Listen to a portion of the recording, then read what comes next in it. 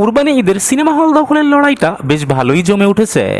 আর এখন পর্যন্ত কোন মুভি কতগুলো সিনেমা হল বুকিং সম্পন্ন করলো, চলুন সেটাই জেনে নেওয়া যাক। সর্বশেষ আপডেট অনুযায়ী পবিত্র কুরবানি ঈদে মুক্তি পেতে যাচ্ছে 8টি সিনেমা।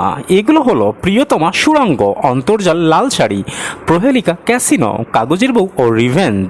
এবং প্রত্যেকটি সিনেমার প্রোডাকশন হাউস অফিসিয়ালভাবে তাদের সিনেমা কুরবানি ঈদে মুক্তি দেওয়ার ঘোষণাও দিয়ে দিয়েছেন। পবিত্র কুরবানি ঈদ অফিসিয়ালভাবে এখনো 18 দিন বাকি, বাট এরই মাঝে প্রোডাকশন হাউসগুলো সিনেমা হল দখলের হাড্ডাহাড্ডি লড়াই কিন্তু অলরেডি শুরু করে দিয়েছে।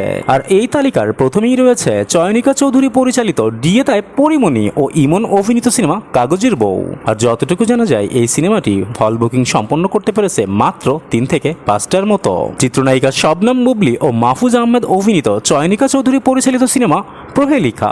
আর এই সিনেমাটি এখন পর্যন্ত হল বুকিং সম্পন্ন করতে পেরেছে আনুমানিক 5 থেকে 7টির মতো।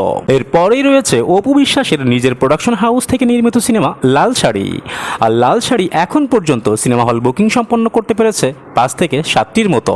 অন্যদিকে ডিরেক্টর সৈকত নাসির পরিচালিত নীরব হোসেন ও শবনম বুবলি অভিনীত সিনেমা ক্যাসিনো।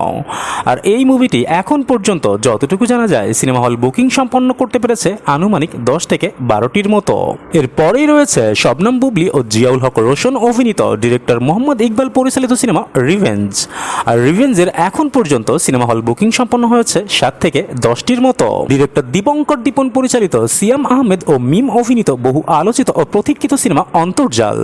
আর অন্তর্জালের এখন পর্যন্ত সিনেমা হল বুকিং সম্পন্ন হয়েছে 12 থেকে 15টির মতো। এরপরেই রয়েছে ট্যালেন্টেড ডিরেক্টর রায়হান রাফি পরিচালিত আফরান নিশো ও তমা মির্জা অভিনীত সিনেমা সুড়ঙ্গ।